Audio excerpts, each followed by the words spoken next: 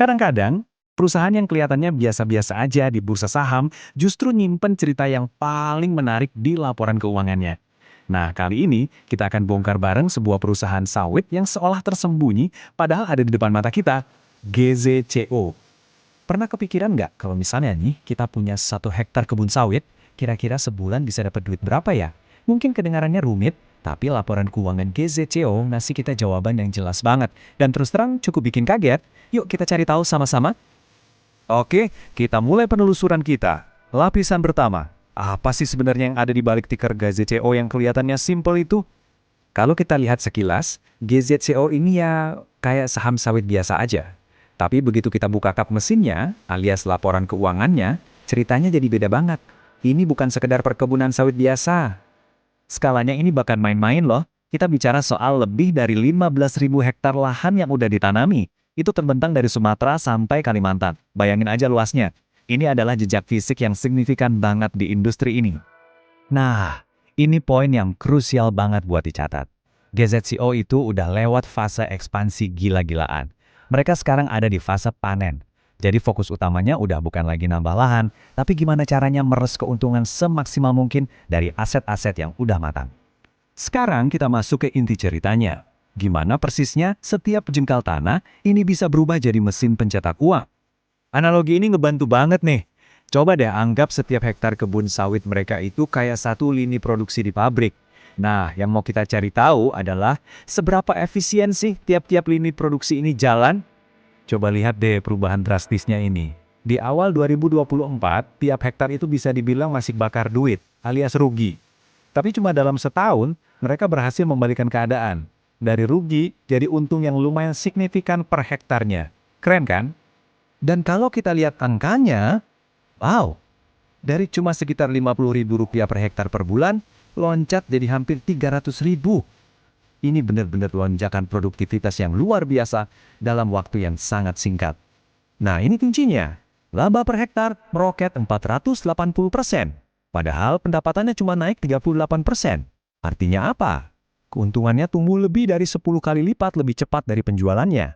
Ini ngasih tahu kita kalau ada perbaikan efisiensi operasional yang besar-besaran. Bukan cuma karena harga komoditas lagi bagus aja. Terus, kok bisa gitu? Ternyata ada 3 pendorong utamanya. Pertama, pendapatan memang naik. Tapi yang lebih penting, ada 2 pos biaya gede, yaitu depresiasi sama bunga pinjaman, yang justru turun. Nah, kombinasi ini resep sempurna buat bikin profit meledak. Tapi, setiap cerita pasti punya 2 sisi. Sekarang, mari kita kupas lapisan berikutnya buat lihat sisi lain dari ZZZ. Kita masuk ke risiko pertama yang tersembunyi, utang. ZCO ini bisa dibilang perusahaan yang asetnya kebun semua. Hampir setengah dari seluruh aset mereka itu ya perkebunan itu sendiri. Di satu sisi, ini bikin mereka sangat fokus. Tapi di sisi lain, ini juga bikin mereka sangat terekspos pada satu jenis aset ini aja. Analisis dari sumber kita bahkan bilang begini, dan ini terus terang banget. Bahasa gampangnya, banyak aset inti grup ini yang udah digembok sama bank. Wah, dalam ya. Ini nunjukin kalau aset-aset produktif mereka itu nggak sepenuhnya bebas jadi milik mereka. Jadi apa aja yang digembok itu? Jawabannya, pada dasarnya semuanya. Lahannya, pabriknya, gedungnya, kendaraannya, alat beratnya, semuanya jadi jaminan pinjaman. Ini menggarisbawahi satu hal penting. Mesin uang yang tadi kita bahas itu ternyata sangat bergantung pada pembiayaan dari luar. Sekarang kita buka lapisan risiko yang terakhir. Dan yang satu ini, mungkin yang paling bikin deg-degan. Ketergantungan yang luar biasa pada segelintir pelanggan saja. Coba lihat deh konsentrasinya. 5 perusahaan doang udah menyumbang hampir seluruh penjualan GZCO. Pembeli lainnya cuma 1%. Ini definisi risiko konsentrasi pelanggan yang ekstrim banget. Implikasi praktisnya, posisi tawar GZCO jadi lemah banget dalam negosiasi. Mereka jadi rentan kalau salah satu klien besar ini tiba-tiba ganti pesanan, minta harga lebih murah, atau mengubah jadwal pengiriman. Dampaknya bisa langsung terasa ke pendapatan. Oke, kita udah lihat kedua sisi mata uangnya. Di satu sisi ada produktivitas yang tinggi, di sisi lain ada risiko-risiko yang signifikan. Sekarang kita sampai di bagian kesimpulan. Yuk kita rangkum. Sisi positifnya kita punya mesin uang per hektar yang efisiensinya terbukti meroket. Tapi di sisi negatifnya, mesin itu sendiri digadaikan ke bank dan hasilnya hampir semua dibeli sama segelintir pelanggan aja.